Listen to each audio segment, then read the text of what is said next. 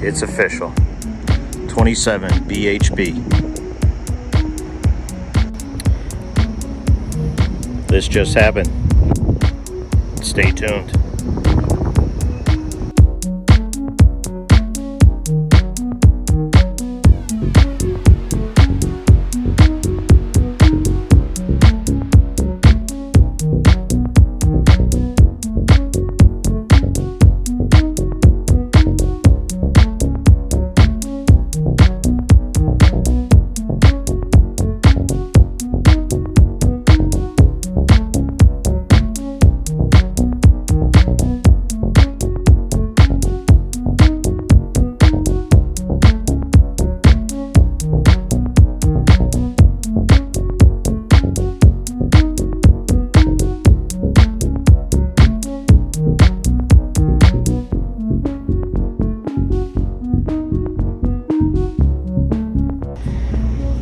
So, we're upgrading our camper.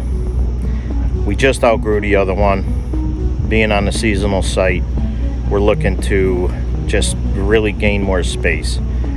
Is this the best time of the, best time of the year or best time in life to buy one? No, but we managed to get a good price. What I thought was a good price. Still a little high, but good enough in the scheme of things. The space that we're gaining and the storage that we're gaining is just going to be a blessing in the scheme of things. So stay tuned. The next time you see me, we'll be picking this baby up.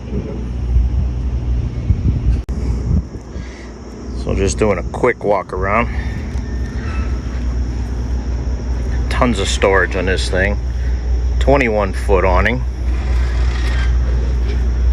Speakers, LED lighting, outside television, DC refrigerator, cable, electricity, outdoor fridge, rear entry door into the bathroom, spare tire, ladder, outdoor shower, city water connection, back of the water heater. You got the good plug for the 30 amp service, black water tank flush.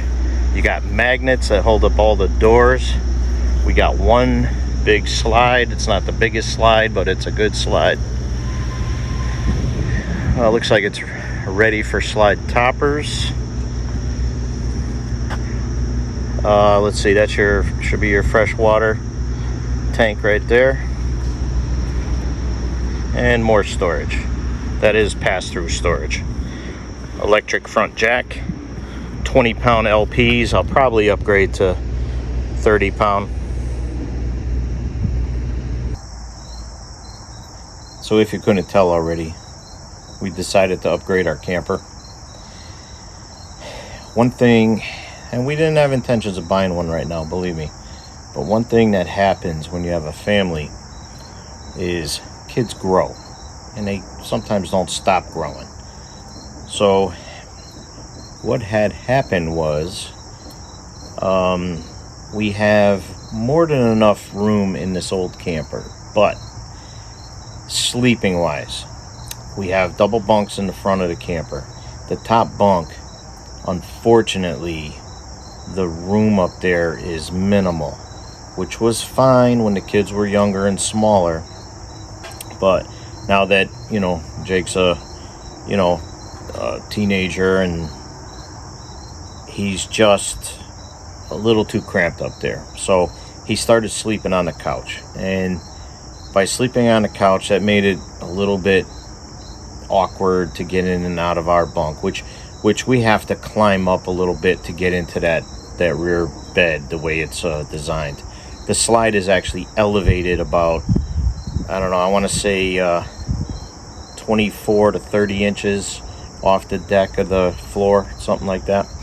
So we, being on the seasonal, now if we were still doing our regular, 4 or 5 trips a season, we would make do with what we had. But seeing how we're on the seasonal now, and we're up there way more. I mean, we got tons of camping done this year. We just finally decided that we just need more space. So, and it was kind of funny because we just talked about it just like last Saturday. We were going over this, and we're doing the pros and cons, the hemming and hawing, money. We don't want to spend no money because we're doing really good on our bills and debt and everything. But my wife finally, I guess she had enough space-wise, and I don't blame her. I'm right with her on this one. This will kind of set us back in our planner. We'll have to reprioritize a few things. No big deal, but we'll get it done. This is, just an unforeseen expense. Not a big deal. So this camper is going to open up so much space for us. A friend of ours has a very similar floor plan, and I know the floor plan is working out well with him and his family. So it's already proven. And we really like the J Feather level of the camper. So I didn't want to go to the J Flight, and I did not want to spend them as much money as the White Hawks cost. White Hawks would be nice, but the J Feather gives us everything we need and we're comfortable with. The upgrade to this camper, we're still getting all of the good items and options that we had in the old camper, which isn't that old. It's only a 2017, but we still get the black tank flush. We got a bigger TV. We'll talk about all the differences in the next video after we pick them up. We'll be able to do like a comparison, hopefully. For now, though, I just wanted to give a little closure on this video and some reasons why we did what we did. The camper is great. I mean, we looked at the brochure. We had an idea what we wanted, the space we needed, and the kids being 15 and 17, we want to keep an interest for them to continue camping with us and everything. And the seasonal site was a must.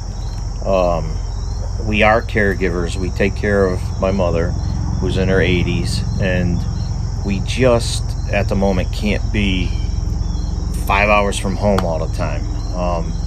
Maybe once in a while, like we have one trip planned for the year, next year, that will be further away, but we have to make so many arrangements to get people to help out and stuff like that. So being an hour away, we can get here quick if there's an emergency or something like that. So, but what this seasonal is allowing us, we have unlimited lake access. We have you see the golf cart, and I'm still working on that a little bit, getting that thing up the way we want it and iron out some bugs in that. But just showing up with food and groceries and a few clothing items or whatever you need, it's awesome. It's really awesome. And we have some friends there, and I want to throw a shout out to my buddy Gary. I know one of the golf cart videos I neglected to mention him, and that's just because I'm a dum-dum sometimes, but Gary has been very helpful, not only with getting us in the campground, but helping with the golf cart and finding the cart for us and this and that, getting us a decent price on it and all that. Gary's just a dude who, good heart and just a great talented individual, and his family also, we bring eggs and stuff like that to the campground, and his brother and his family, they make breakfast for a whole bunch of people, which is cool. So it's nice to get over and chat, and you know, just another avenue of having fun, getting to know people. But the more we go to this seasonal, the more we like it. So originally we were only going to do this for like 2 seasons. But I'm coming up on retirement. I got like 19 months left, and I could just kind of foresee that we're going to stay here longer. So now we're talking more like 3 to 5 seasons. So there's a couple things we can do at this point. I'm more than likely, and it's going to kill me to sell that other camper because I love the camper. It's been bulletproof. We haven't had no issues with it. So whoever gets that camper is going to be a lucky dude or lucky family, whatever, because we've had no problems with that camper. Nothing. Like, I read some horror stories on people buying new campers and stuff, and you know, they just go through a lot of problems. And that's a good subject to talk about. When you do buy a camper, you should have some technical, mechanical ability to some level. If you're a person that can't necessarily change a light bulb or a flat tire or something like that, maybe camping's not for you. Owning a camper, I'm not sure. But with campers, one of the biggest problems is getting campers back to the dealers where you bought them to have warranty work or problems, issues fixed and resolved. It always seems like it's a waste of time trying to, you know, schedule appointments and all that. So I know my buddies, even though we end up getting like some of these little insurances and things, but 9 times out of 10 or 99% of the time we are fixing and maintaining everything ourselves. Anything from broken parts, pieces, to winterizing and this and that. I don't pay nobody to do that stuff if I can avoid it. No big deal though. That doesn't mean it's a bad thing to have to schedule. It's just bringing the camper back to the dealers is, to me, just a hassle. That's why, one of the reasons we do what we do. So basically, in a nutshell, not to make this video go very long, because I'm sure the next one will be a little longer, and I do apologize for not posting too many. I've just been a little bit preoccupied lately. But we upgraded for the space. This was more out of necessity / want. It was a good time for us to make this move. Space is a big deal. Storage is a big deal. This really, you'll see. I'll do videos on when we empty out our other camper and relocate into this one. You'll see what storage space is a big deal. But I still got to coordinate with the campground to get our existing camper out of there and get the new camper in there. I already confirmed that this camper will fit, so that's a good thing. You always do that before you make the purchase, otherwise we would have been in trouble. Now, towing it, I don't necessarily have the truck to tow this thing, but I'll be able to, as my buddy Mark down in Florida says, I'll be able to white knuckle this thing on the steering wheel to get it from the dealer to the campground. And from there, I don't even have to like back it in or nothing like that. All I got to do is drive in there straight, drop it on a site, on the side of the road, and then they will actually bring it with their tractor and get it in the site for us. So and there's a small fee to switch out the campers, this and that, which is fine. But the campground is great, and we're loving every minute of it. So we'll keep you posted, keep you informed. But for now, I hope you're enjoying the videos, and we should be coming up on fall. We should be dedicating a little bit more time to getting more content and more videos out there. again, I mean, I was doing 2 videos a week. We just got to a point where we kind of had to relax a little bit and take care of my mom and, a few other things all at one time. Things happen. Life happens. Whatever. You can see I got a little sun last time I was kayaking too.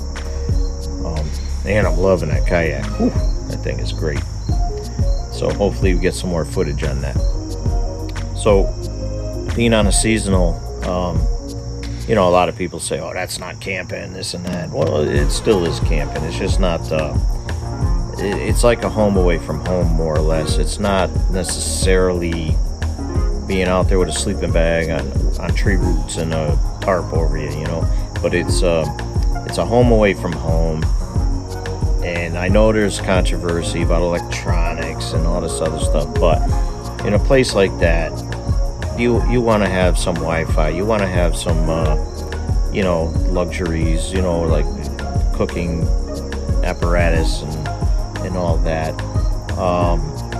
If you're gonna go bare bones, I don't recommend going to a seasonal campground. It ain't worth it.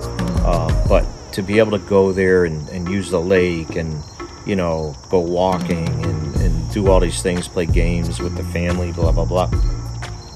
You want those conveniences there, and it does enhance the experience of doing that. I'll be honest, I miss boondocking. That's one of my favorite ways to camp with the camper. We upgraded to this stage, and there's nothing better than going to the bathroom in your own camper or using a shower in your own camper when you're out there and people are washing up in a spring or something like that. I used to do it, man. I did it all. I used to love that stuff, but being 52 years old now, and the bones are creaking, and you have back aches, and your muscles, a rainstorm comes, when it's coming because all your joints are stiffening up. You know what, you can talk tough. I haven't met anybody who's camped as hard as me and my buddies did all those years. These youngsters now, they don't do what we did. We used to just throw a sleeping bag down on a tarp. When it rained, we'd roll up in that tarp. We didn't care, and we were drunk all the time, So times change and you evolve. So here we are with these campers, and I'm glad I did it. I'm glad I got these campers. Yeah, it's an expense, but you know what? It's still keeping the family together. It's something you can do with your family. My kids ain't running off doing stupid stuff with, getting in trouble or anything like that. They're young adults, and they're acting that way. It's just the way things go. So we're enjoying every minute of it. God, family, country.